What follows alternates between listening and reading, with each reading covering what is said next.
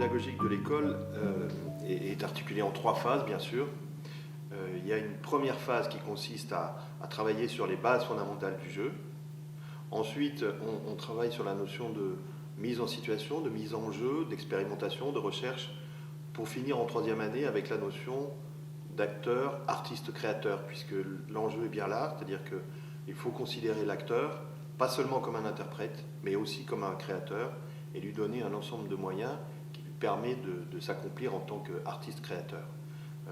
Il faut se faire à l'idée que des jeunes artistes qui rentrent dans l'école, ce sont d'abord des artistes, et on va mettre à disposition des outils de formation qui vont l'aider à développer sa notion de créateur. Voilà. Je crois que c'est ça qui est au centre d'une école, c'est la notion d'élève, artiste, interprète, créateur.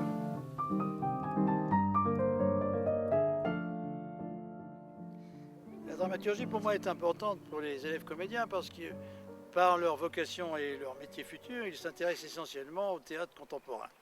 Donc ils n'ont pas souvent le recul nécessaire pour savoir d'où viennent et les pièces qu'ils étudient et les systèmes dramatiques qui constituent les pièces d'aujourd'hui. Donc il y a tout un travail de retour historique en arrière indispensable pour qu'ils sachent un peu que le théâtre n'est pas né hier ni avant-hier, mais il y a pas mal de siècles, et même de millénaires.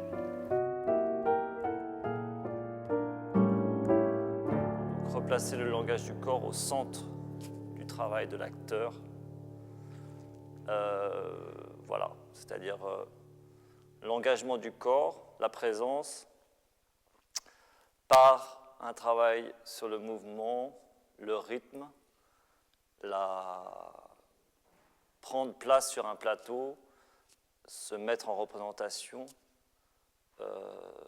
articuler son corps et dire avec son mouvement, avec ses membres, voilà, comment je peux dire quelque chose, et que chez des acteurs, par exemple à l'ERAC, c'est intéressant de justement voir des corps qui sont encore dans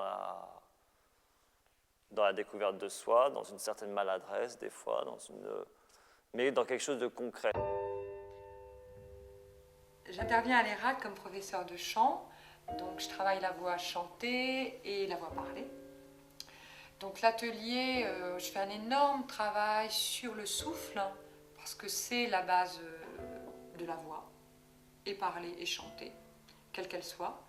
Et c'est la base vraiment d'une voix saine et d'une voix qui va durer pour aboutir à travailler un air classique et un air de variété.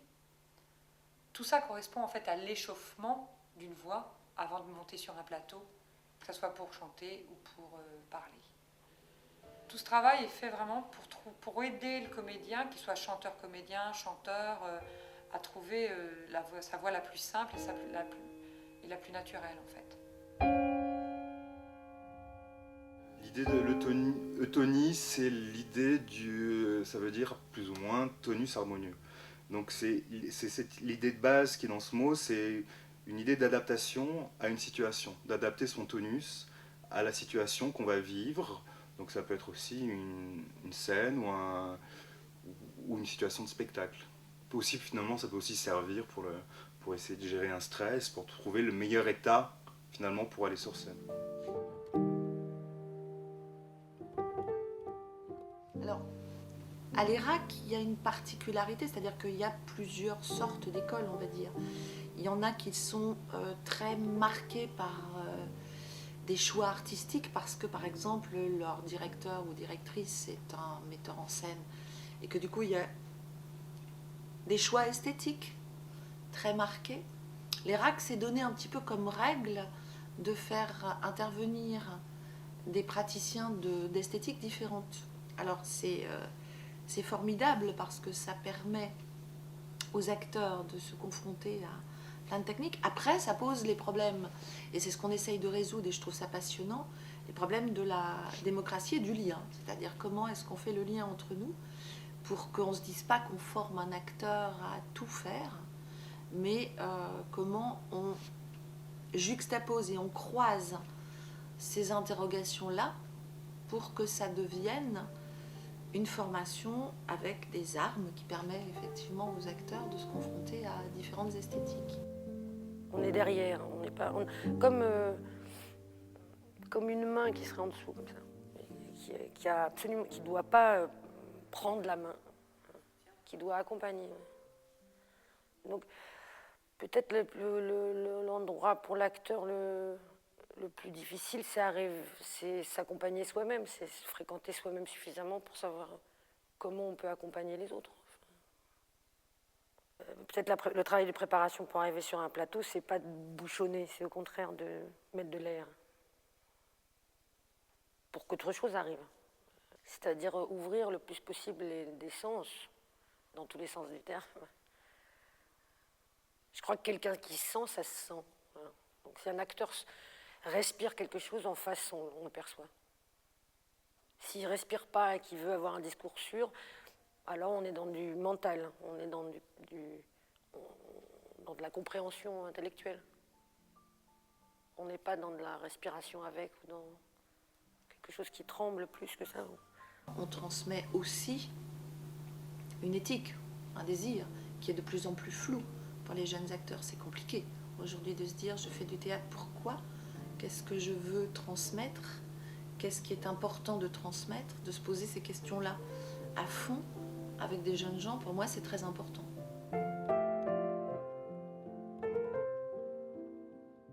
L'action de l'ERAC va très très loin, puisque au-delà des 3 années d'enseignement, l'ERAC peut favoriser l'insertion professionnelle des jeunes comédiens, puisqu'elle dispose d'un fonds qui s'appelle le FIJAD, le Fonds d'insertion pour jeunes artistes interprètes, qui est financé à la fois par l'État et à la fois par la région, et qui permet, comme le JTN, puisqu'il travaille en symbiose avec le JTN, de favoriser cette insertion, c'est-à-dire de prendre en charge une partie du coût financier de l'insertion de ces élèves pendant les 2 années qui suivent leur sortie de l'école.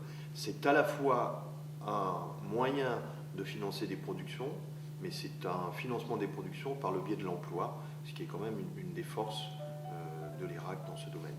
Moi, ce que m'a permis l'ERAC, c'est vraiment de constituer aussi mon réseau d'acteurs et d'amis d'aujourd'hui qui sont encore là. On a été vraiment, ça nourrit de plein d'influences différentes. Vraiment, on est passé d'intervenants très différents et ça nous a permis un petit peu de savoir quel genre de théâtre on voulait faire. La compagnie, moi, est arrivée un petit peu plus tard. La compagnie est arrivée en 98, ça faisait déjà 3 ans qu'on était sortis et c'était vraiment parti de la volonté d'avoir envie de nouveau de travailler ensemble, de se retrouver sur des projets. Quand on était tous partis vivre à Paris à l'époque et on avait envie de se retrouver comme ça sur des projets. Et j'ai commencé à faire des assistanats avec Pierre Lannéry, ancien de l'ERAC aussi, première promo. Puis après avec Hubert Collat pendant 2 ans et puis Jean-Pierre Vincent. Donc voilà, mon parcours, moi, de metteur en scène, je me suis formée comme ça. Mais l'ERAC a vraiment été le point de départ d'une sorte de famille qui est celle d'aujourd'hui, qui se continue avec du coup mes rencontres avec d'anciens élèves de l'ERAC, bien évidemment. Et cette continuité-là, ça c'est vraiment une chose fondamentale pour moi dans ma vie de metteur en scène d'aujourd'hui en tout cas. L'IRMAR, ça a démarré dans le cadre des projets personnels à l'ERAC, à Marseille, en 3e année. Donc c'est un temps où on nous donne une salle et un peu de moyens pour commencer à faire un premier spectacle, une petite forme. Donc par la suite, ça a continué, le groupe est resté à peu près le même. Et en sortant de l'école, on est allé présenter une première maquette au JTN. Tout ça, ça nous a permis de rebondir et d'entrer en contact avec d'autres lieux, de se faire un réseau un peu plus large. C'est une école qui apprend aux élèves comédiens à se connaître comme individu, à se connaître comme artiste, et en même temps à transmettre leurs connaissances et leur personnalité à un public. C'est-à-dire qu'il y a tout un travail de communication qui est non pas explicite, mais qui est inscrit dans la formation, de telle sorte qu'ils soient des individus aptes à travailler en équipe, qui est le sens de la communauté artistique, et qui, dans cette mesure, ne soient pas destinés à devenir des vedettes ou des chiens savants, mais de véritables comédiens dans une troupe. Et dans cette mesure, je pense que la formation d'une école est absolument indispensable.